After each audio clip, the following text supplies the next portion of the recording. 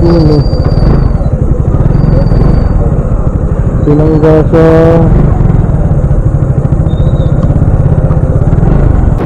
magandang araw, kumusta kayong lahat? Kakagaling lang natin ng Padre Pio Shrine at tayo nagsimba muna.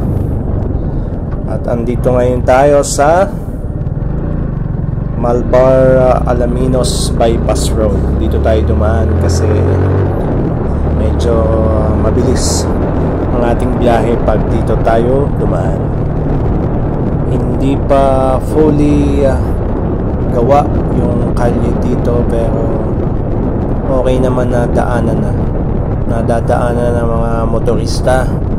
So kung kayo galing ng Lipa, Malvar, papunta kayo ng Santo Tomas o na magsisimba kayo sa Padre Pio, mas okay na dumaan dito kasi ayan sementado na yung daan, mabilis ang biyahe, maluwag, walang traffic.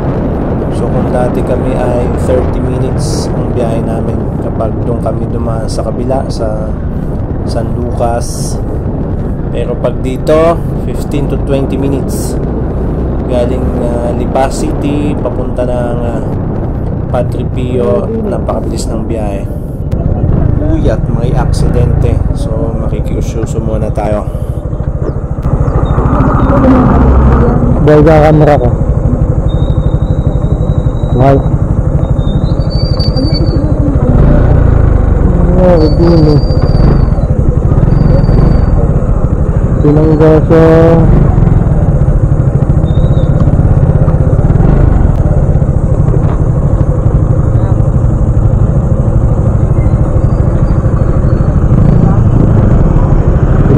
posto.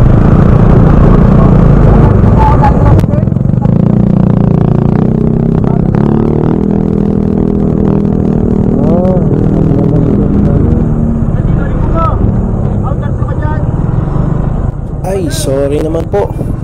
Counterflow pala kami. Bukas pala yung kabilang kalye. Dito kami napasugod. Dito kami napadaan. Pasensya na po. At ayon sa driver ng van na bumangga sa poste sa gitna ng kalye, paglabas niya ng subdivision, hindi niya napansin yung poste sa gitna ng kalsada.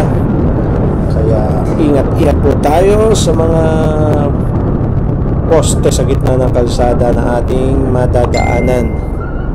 So keep safe po sa ating pagdadrive. At shout out po sa mga kinukulan, kung sino man po ang mag-aayos ng poste sa gitna ng kalye. Maraming salamat po. Hanggang sa muli, keep safe and God bless.